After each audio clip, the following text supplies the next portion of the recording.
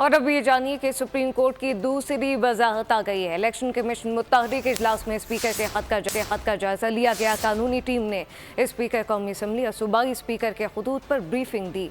इजलास में मखसूस नशिस्तों पर कोई फैसला न हो सका।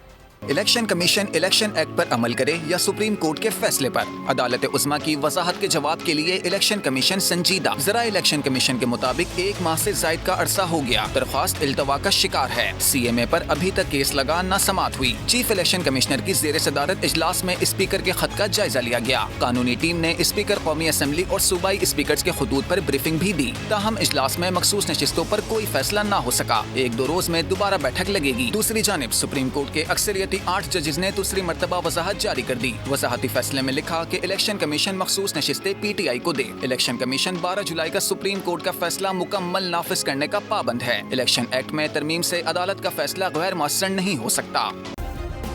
सब्सक्राइब करें और बेल दबाएं ताकि कोई खबर रह न जाए।